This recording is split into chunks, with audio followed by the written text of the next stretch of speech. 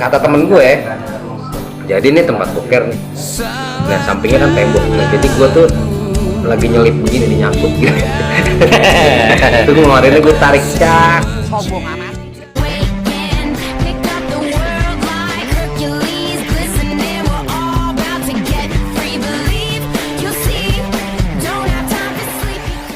Selamat sore, selamat datang di channel YouTube pertama gue di Putra Negara. Kali ini gue kedatangan bintang tamu asal Depok. Dia salah seorang anak band. Nama bandnya Stone Band. Kali ini gue kedatangan vokalis dari Stone Band. Siapa lagi kalau bukan Fajar Akbar. Fajar Akbar. Iya. Nama lu sendiri nih Fajar apa nih? Nama lengkap gua Fajar Rizaldi Akbar. Fajar Rizaldi Akbar ya. Oke. Di Stone Band sendiri ini lu sebagai apa? Gua di Stone vokal sambil main gitar. Personil ada empat Orang ya vokal gitar gue, terus gitar satu lagi Dedi, bassnya Malik, yang drummer gue namanya Kiki. Nama Kiki ya. Oke. Awal mula terbentuknya nama Stone ini tahun berapa tuh bang? Stone ini kalau terbentuknya? Stone sendiri terbentuknya tuh 2013. 2013 ya. Awalnya itu kayak apa ya? Gue tuh kayak one man project. Jadi gue rekaman sendiri nih, drum, bass, gitar semua sendiri gue mainin. Nah, ketika udah jadi tuh, gue baru nyari personilnya. Yang bertahan dari pertama sampai sekarang itu Malik yang main bass. Jadi dari pertama 2013 sampai sekarang, sisanya udah ganti-ganti. Gitu. Regenerasi ya, maksudnya yang keluar cabut, habis itu ganti. Paling sering gue ganti drummer ya, tapi bukannya sering sih, ada dulu drummer pertamanya Stone apa asik mainnya, cuman gua akhirnya nggak jalan bareng Stone lagi, terus ganti lagi, coba lagi baru ketemu yang bener-bener klop, yang seleranya sama Kiki sekarang. Feelnya udah dapet. Jadi dapet ya. Sebenarnya sih anak-anak sih nggak ada yang jago banget, nggak ada dari gua yang gua berempat ini ya, jago banget nggak ada, culun banget juga enggak mainnya, tapi kita tuh nyambung. Jadi berempat itu kalau main ya udah seleranya sama semua. Sama ya. Jadi chemistry-nya dapet lah. Mesti dapet ya bang ya. Kalau manggung, kalau latihan gitu, kita mau bikin lagu kayak apa tuh ya udah pada nyetel sendiri. Ya, ya, bang, ya. Jadi Stone Band ini memang berasal dari kota Depok nih bang ya. Anak band Depok yang awal terbentuknya nih dari anak tongkrongan ya. Dari teman-teman Fajar nih. Iya. Jadi kalau untuk Bang Fajar ini di Stone sebagai vokalis ya. Awalnya Bang Fajar itu memutuskan untuk jadi vokalis itu dari teman-teman sendiri ditunjuk atau enggak, bagaimana? gua aja yang kepedean. Dulu kan gua sebelum di Stone gua punya band namanya Logic. Sampai sekarang juga masih ada bandnya. Itu di Logic justru gua drummer. Gua aslinya tuh main drum ngeband dari tahun 98, dari gua SMP sampai beranjak gua dewasa gitu, sampai sebelum bikin Stone gua drummer. Gitu. Cuma kan gini, kalau di Logic itu kan ya gini lah, setiap musisi, setiap pemain musik tuh pasti punya rasa yang nggak bisa dia keluarin gitu. Kayak gue main drum nih, liriknya Logic kan dulu kebanyakan tentang kritik sosial, tentang persahabatan gitu. Nah kalau di Stone tuh beda konsepnya. Beda ya. Stone itu banyak membahas cinta, tapi yang lebih mendalam lagi cintanya, lebih dewasa lagi. Nah di Logic kan nggak bisa tuh, kayak beda konsep band ya. Nah akhirnya gue mengeluarkannya di Stone dan gue yang nyanyi gitu. Jadi gue cari kepuasan lain. Masih tetap jalan ya. Itu kalau untuk latihannya sendiri bagaimana abang latihannya wajar lah, maksudnya sama ya kayak band-band lain, mungkin seminggu ya gue seminggu sekali gitu-gitu.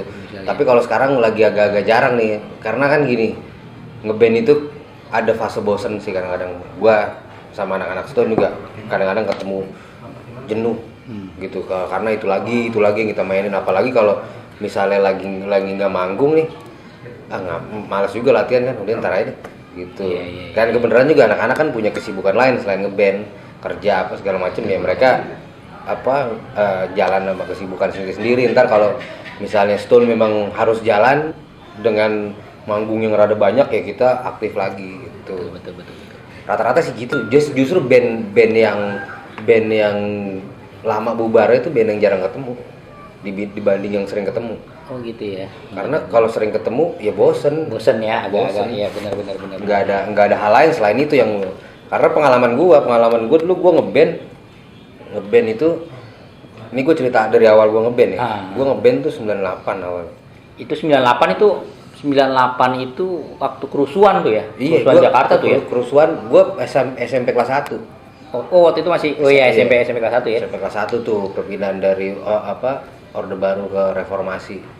Nah itu gua tadinya tuh ya iseng-iseng aja sama temen-temen gua. Ya. Temen-temen gua waktu SMP. Itu mungkin waktu pas tahun 98 itu ngeband ya, bawain lagu orang. Gua tahu lagu rock tuh pertama Nirvana gua. Lagu Nirvana ya. Dikasih tahu sama sepupu gua. Nih dengerin Lagu ini gitu. Nirvana, wih keren nih. Kan kalau orang-orang tuh tahu Nirvana pasti Kurt Cobain kan. Kalau gue justru perhatian gue langsung ke drummer, ke Dave Grohl. Wih gila, drummer gondrong gitu kan. Wih anjing, ini drummer keren banget nih gue bilang. Nah dari situ gue pengen main drum, belajar main drum. Sampai gue tuh punya band underground yang serius dulu, yang punya komitmen gitulah ngeband. Di SMP kelas 1, SMA kelas 1 sorry. SMA kelas 1 itu kan lagi boomingnya musik new metal tuh. Ya, rapcore kayak gitu-gitu, yang nge-rap gitu. Nah, itu juga band gua belum punya lagu sendiri. Nama bandnya Stupid Inside dulu. Stupid Inside ya. Itu bawain lagunya Korn dulu, cover lagunya Korn. Dan di zaman itu anak SMA bawain lagu Korn tuh, gila keren. Itu keren banget itu ya. Karena kan emang unik kok musiknya Korn tuh keren gitu. Nah, iya. Di pas gua kelas 3 SMA itu gua diajak sama temen-temen sekelas gua, kita bikin band yuk. Ayo, musiknya apa nih? Pop rock gitu. Wah, gila, gua anak metal nih. Ya tapi nggak apa-apa lah. Nah, kita ngobrol nih. Dulu tanpa gua sadari kita ternyata udah punya visi buat ke depan ngeband. Tujuan kita pertama ikut festival. Karena dulu band yang dinilai mumpuni itu band yang ikut festival terus juara, itu udah dinilai band yang keren nih gitu. Nggak kayak sekarang kan nggak ada festivalan gitu, lu kumpulinnya orang-orang jago udah. Kalau dulu enggak, kita bener latihan ikut festival sampai juara 2, juara 3. Akhirnya pas lulus SMA nih bikin demo tuh, walaupun hasilnya masih jelek banget hasilnya dulu. Akhirnya bikin demo, latihan lagi. Nah dari demo itu kita belajar nih, wah kurang di sini gitu. Iya. Akhirnya bikin demo lagi pertama bikin demo di Kalista tuh di Margonda Depok. Akhirnya tuh bikin demo lagi di Kamo, studionya Sandi Pasband. Disitulah gue kenal sama dia awal gue kenal sama Sandi Sandi Pasband dulu tuh band SMA gue namanya Six Sense dulu. Oh gitu. Nah, Stone masih jauh, masih belum. Nah, bikin demo, kasihlah ke label-label. Yang keterima tuh di Naga Suara dulu. Iya. Nah, itu keterimanya itu lucu gue dulu. Jadi gini. Itu kantornya tutup ternyata. Oh, Naga Suara itu ya. Tutup bukan gak ada kantornya, lagi ya hari libur kayak Sabtu apa. Berarti salah. Ya, gue salah. Gue tungguin nih kantor nggak buka nih anjing. Gue tungguin. Ya udah akhirnya gue lemparnya tuh demo dari kolong pagar gitu. Jas sama teman-teman gue kan. Masuk ke garasi. Udah gue balik terus hujan nih. Wah anjing, demo gimana nih? Wah basah nih. Udah gampang deh, Senin balik lagi. Selasanya gue ditelepon sama produsernya Naga Suara. Wah, Wah, Six Sense, kita suka sama ininya. Konsep konsep lagunya. Lagunya udah biasa angin-angin segar tuh dari label, padahal enggak tepu juga. Iya, iya. Enggak tepu sih. Enggak, pokoknya gitulah. Anak baru ya kan. Anak remaja dapat label gitu seneng kan. Iya, iya. Wah, udah dibilang kalian ada the next-nya Silon Seven. Gila. Anjing. Dibilang gitu. Dibilang gitu. Pihak. Ya anak-anak band, anak remaja, wah seneng. Kontrak nggak gue baca lagi, langsung udah tenang aja deh. Tenang aja udah. Wah, pokoknya pikiran gue jadi artis nih. Jadi artis nih gue nih. Benar. Udah rekaman. Nah di situ gue ada namanya, gue pernah ngalamin namanya fase syndrome star. Star syndrome di situ awalnya. Ya, itu ya. Awalnya gue udah star syndrome itu kan kayak gue udah ngerasa superstar banget nih gue. Benar. Dari mulai awal rekaman, malah bukan pas sudah rilis album gitu. Iya. Rekaman itu gue udah ada hampir 2 bulan gue rekaman.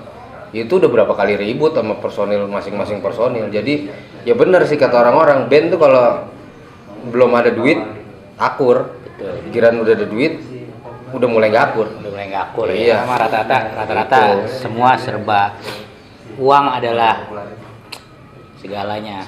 Gitu. Jadi apa yang berhubungan dengan uang pasti ada aja kendala. Ya memang kalau anak band itu rata-rata ya ada sedikit apa ya namanya? Apa sih namanya bang? Kalau ya selisih paham ya biasa itu dia beda pendapat ya itu Karena sering ribut itu kan dulu usia kita tuh gua sama teman-teman gua sama Six Sense itu masih 18 tahunan, masih muda-muda banget, egonya masih gedean. Tinggi ya, tinggi-tinggian. Gue pernah pengalaman gue rekaman itu, gue ribut sama vokalis gue sampai ada sekitar 2 minggu gue nggak tegur-teguran. Padahal kita satu studio lagi ngerjain album. Gimana waktu itu pikiran kita? Ya udah yang penting jadi nih album jadi, mixing di Musika waktu itu. Di Musika yang lucu dulu gini gue nih. Gue lagi mixing di Musika ya. Enggak, bukan itu. Yang lucu setelah mixing selesai mixing jadi, terus lagi proses untuk perilisan album. Six Sense kita main di Hippie Pura di acaranya SCTP yang mixing yang kayak gitu lah. Itu main bareng sama Waktu itu SLB tuh baru nih. Gua lagi di ruangan pengacara ya, ruangan tapi datang. Enggak anjing gua bilang.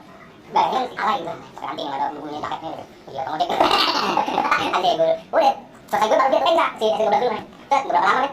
Gimana aku enggak? Gila emang ya itu pangsanya benar. Ya, dulu masih kecil kan pop alternatif gitu, pop gitu lah. Ya, karena udah selesai waktu itu. Dan Mas Melayu Bayu ya yang ini yang enggak. Tapi itu tadi gua mau cerita. Gua di situ kan sering main di klub gitu di daerah Glodok, di Golden Crown, di mana gue udah star syndrome gue. Pokoknya kalau manggung nih gue harus nyari cewek biar gua pede nih ya kan, biar gua gitu. sama alkohol nih. Memang itu Ya, itu ciri khas lah sebenarnya sih. Sebenarnya sih itu sesuatu kebiasaan yang jelek dan Ya, nggak harus ya. ditiru. Tapi ya itu pilihan lu mau kayak gitu. Tapi nah yang jeleknya kalau star syndrome itu kan lu nggak akan bisa nerima kenyataan band lu ternyata kalah pamor apa itu jeleknya di situ. Nah, jeleknya lagi tuh lu apa ya, misalnya kayak gini, gue pernah datang sebuah acara mau manggung nih misalnya Six Sense, gue udah nggak mau megang alat. Kalau gue pokoknya gue kasih kru gue semua tuh, lu beresin alat gue nggak mau tahu. Gue tahu tinggal nyampe cek sound, balik hotel, nyampe dari hotel ke panggung lagi. Gue ngeband, kelar ngeband gue turun, gue udah nggak mau tahu tuh alat gue mau gimana ya lu yang ngurusin lah. Gitu ya, karena gue udah ngerasa superstar waktu itu kan, padahal sih nggak juga, cuma bawaannya doang. Bawaannya aja ya gitu. Kan selesai manggung mabok apa segala macem ya gitu. Itu dulu gue kayak gitu. Sampai gue pernah yang parah tuh, gue mabok sampai apa ya, dulu gue main di Golden Crown tuh, gue inget kelar main di Golden Crown, pulang teler ya. Nah, itu parah itu, kata kru drum gue kan, gue dipanggilnya Japra, ada cewek ngajak minum loh, ayo minum nih. Gue turun, cakep cewek, udah dikasih civas nih tuh, woi anjing minum nih. Gue bertiga, ceweknya 2 apa 3 gitu, gue berdua sama kru drum gue lagi minum nih, udah hampir agak lama. Gue tuh kru gue kemana nih, si Buluk kru gue namanya, Buluk kemana nih gue, hilang lo tuh nih. Udah gue bodo amat, gue masih asik kayak kan. Wah lah udah bau banyak, gue minum udah banyak. Ini udah sampai sini nih kayaknya nih. Wah, anjing perut gue udah panas nih kan. Gue ke belakang tuh, belakang gue udah nggak tahan. Gue lihat tahu kru drum gue tuh udah di wastafel tempat jackpot tuh ya. udah begini nih. Udah. Wah, gue mau muntah di mana nih? Gue bilang nih. Udah nggak karuan Gue itu ya. buka kamar mandi, jadi gue muntah di tempat boker, Bud. Tempat boker gue muntah nih. Iya. Wah, udah tuh, udah habis itu hilang blek. Nah, kata temen gue, jadi ini tempat boker nih. Nah, sampingnya kan tembok. Nah, jadi gue tuh lagi nyelip begini nih, nyangkut gitu. Itu ngeluarinnya gue tarik cas tuh di situ. Disemprot-semprot, gue nggak bangun-bangun. Dibawa turun, bawa pulang, gue juga sadar-sadar udah di rumah nih, gue bilang. Iya. Langsung tidur, gue bangun-bangun tuh udah sore. Gue ceweknya gue lupa mukanya gimana. Jangan-jangan tuh apa cewek jadi-jadian lagi.